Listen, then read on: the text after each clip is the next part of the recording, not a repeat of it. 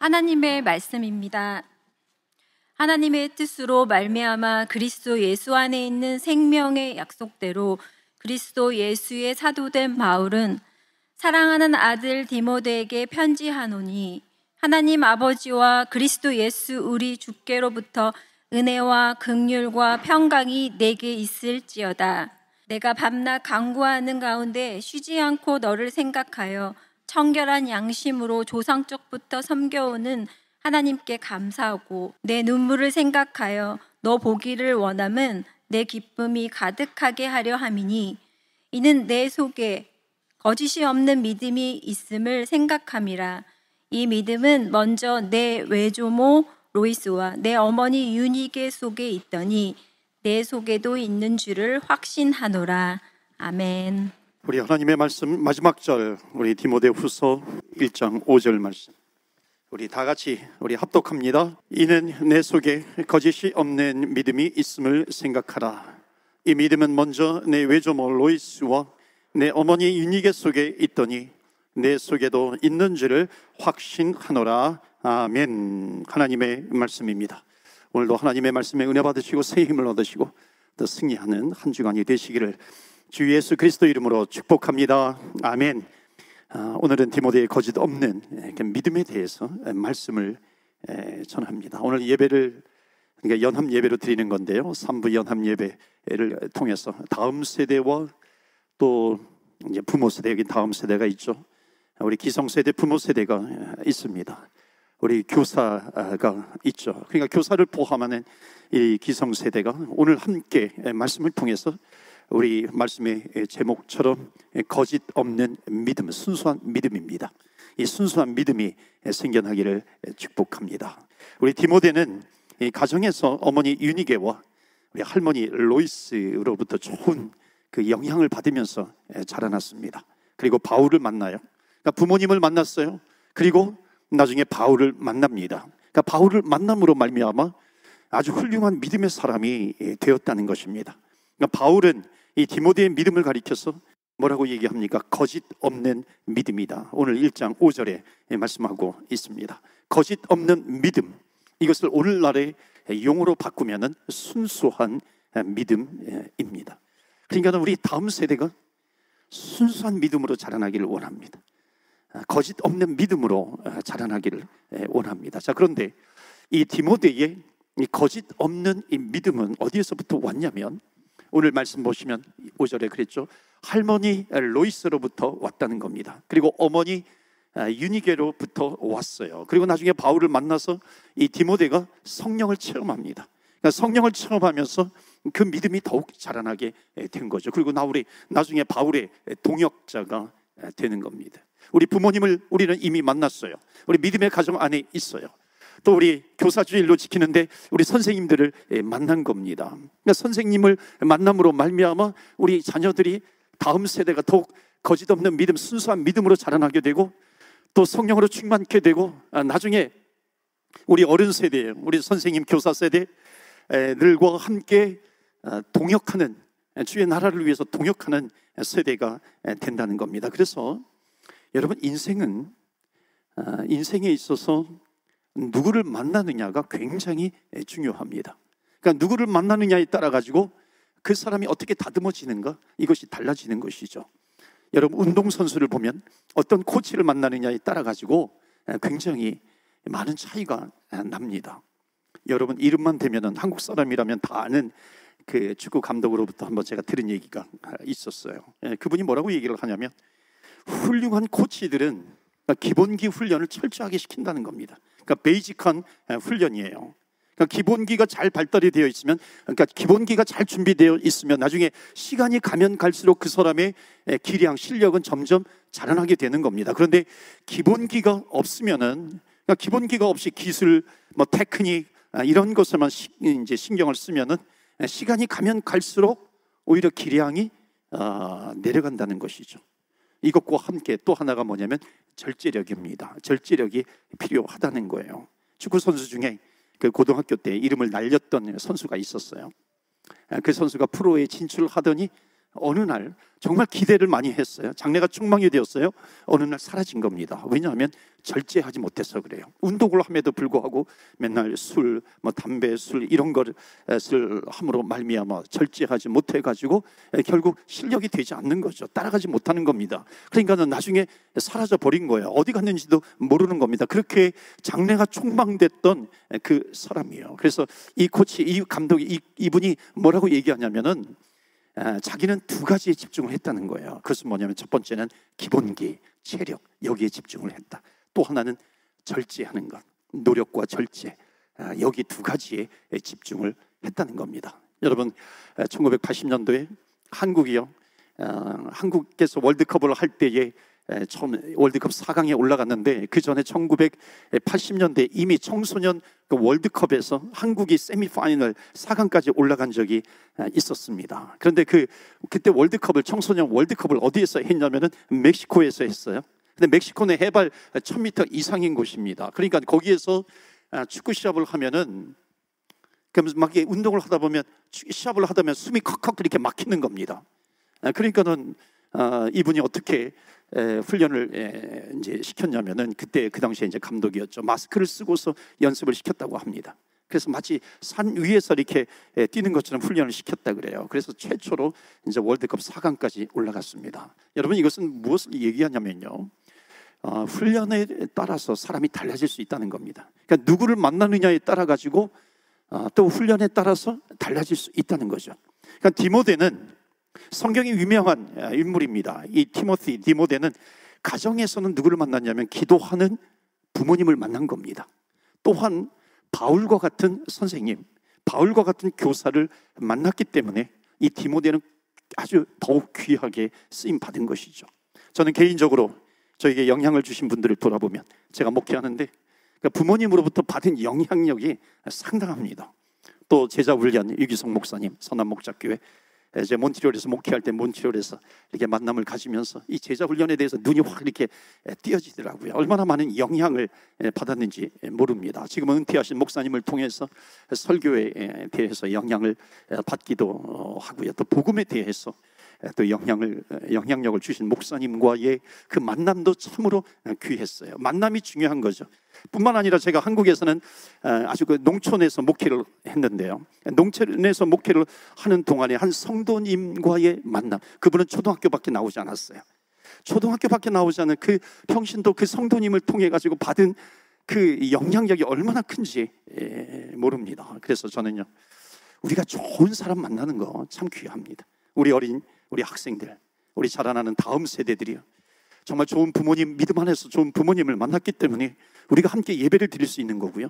또 우리 좋은 선생님들 만나는 것 너무나도 중요합니다.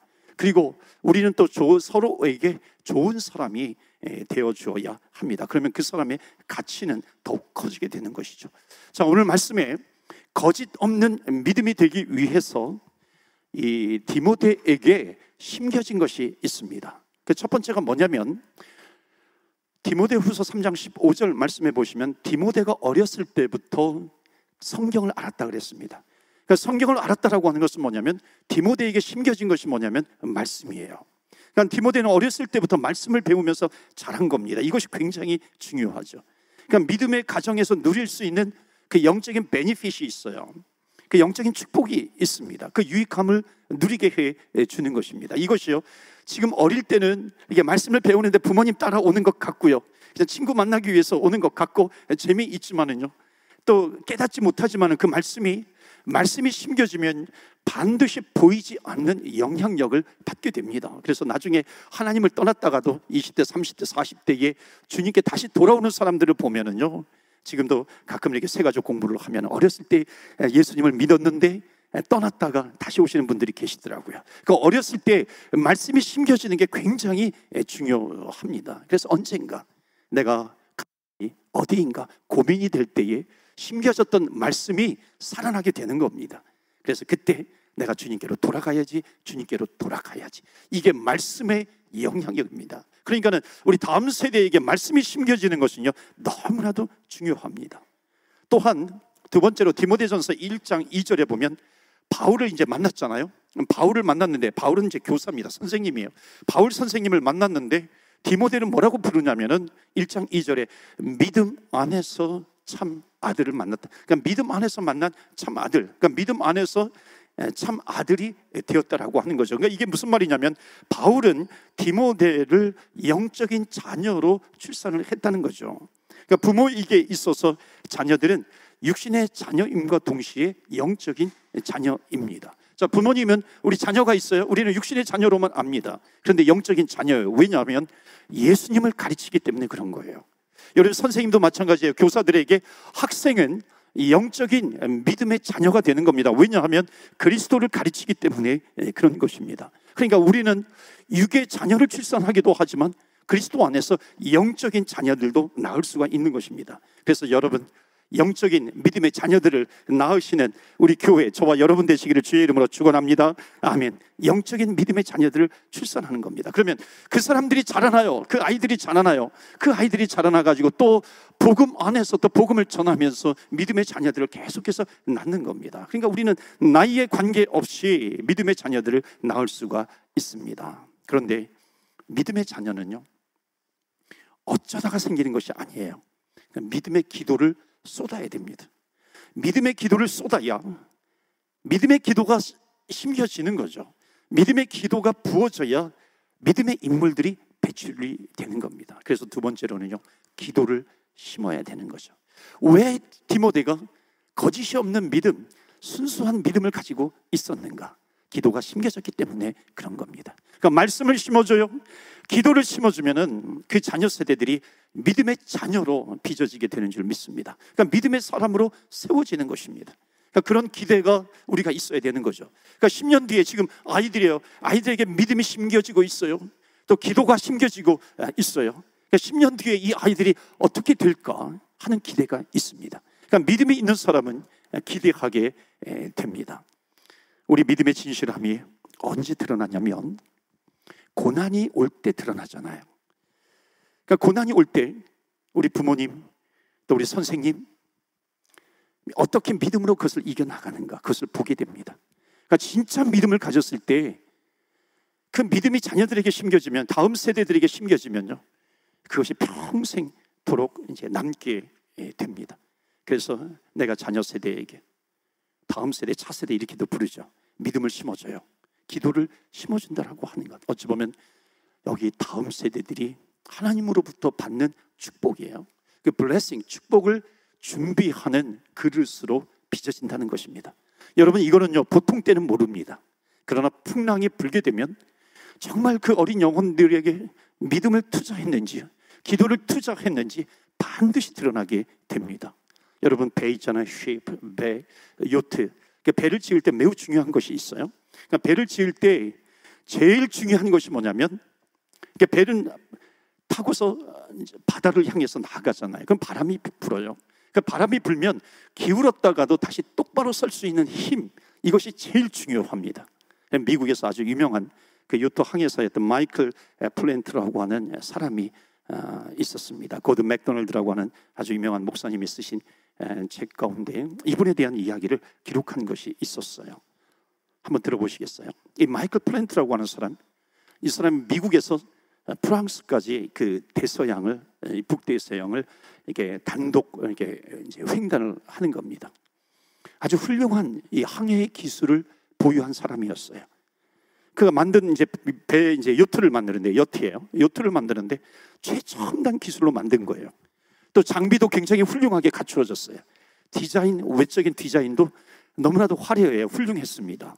그러니까는 사람들이 다 막 찬사를 보내는 겁니다. 너무 훌륭한 요트를 만들었어요. 그리고 이 사람은 마이클 플랜트, 아주 좋은 기술도 가지고 있는 사람이었어요. 근데 항해를 떠났는데 11일 만에 연락이 두절된 겁니다. 풍랑이 불었는데 연락이 두절되고 실종이 되어 버린 겁니다. 그러니까 찬사를 한 몸에 받던 그 사람이 실종이 되니까 연락이 되지 않은 거잖아요. 나중에 그것을 발견하면서 이유를 발견하게 된 겁니다. 여러분, 요트는요, 바람의 위력에 맞서기 위해서 반드시 수면 아래쪽이 수면 위보다도 더 무거워야 됩니다. 그러니까 수면 아래쪽보다 위쪽이 더 무거워 버리면은요, 평상시는 잘 모르지만은 아주 거센 바람이 불면, 파도가 치면은 뒤집혀져 버리는 겁니다. 그래서 풍랑과 파도에도 뒤집혀지지 않도록 배 밑에는요 항상 무거운 쇠뭉치를 둡니다. 또는 모래주머니 같은 것을 두어요. 이것을 밸러스트라고 부릅니다. 밸러스트. 그러니까 배에서 가장 중요한 부분은 배의 겉모습이 아니에요. 배 밑에, 수면 밑에, 배 밑에가 훨씬 더 중요하다는 것입니다. 그러니까 배에는 이 밸러스트가 있어야 되는데, 밸러스트가 있어야지 풍랑이 불면은요 휘청 기울어졌다가도 다시 일어나게 되는 것입니다. 여러분, 눈에 보이는 화려함은 수면 위예요. 그런데 그 수면 위를 지탱하는 것은 수면 위가 아니라 수면 아래라고 하는 것입니다. 이 시대를 살아가는 사람들이, 정말 많은 사람들이 영혼에는 관심이 없이 수면 위쪽에서만 살아가는 사람들이 너무 많다는 것입니다. 이들은 나에게 기술이 있어요, 테크닉이 있어요, 나는 뭐 학력, 학벌이 있어요, 지능지수가 나에게 있어요, 또는 이 세상을 헤쳐나갈 수 있는 든든한 배짱이 나에게 있어. 그러면 내가 현실 생활에서 얼마든지 내 뜻을 이루면서 살아갈 수 있다고 생각을 합니다. 여러분, 폭풍만 일어나지 않으면 이런 생각은 실제로 잘 먹혀 들어가는 것처럼 보입니다. 그러나 폭풍이 일어나면 그때부터 진가를 발휘하는 것은 뭐냐면 수면 위가 아니라 수면 아래입니다. 수면 아래는 뭐냐면 우리의 영적인 부분이에요. 영적인 파트입니다. 스피리추얼 파트. 이 디모데가 거짓 없는 믿음이 있었다고 그랬어요. 이 거짓 없는 믿음에는 뿌리가 있어야 됩니다. 그래서 열매에 먼저 관심을 갖는 것이 아니라 믿음의 뿌리를 먼저 내려야 합니다. 여러분, 그 뿌리가 뭐냐면 바로 기도입니다. 기도예요.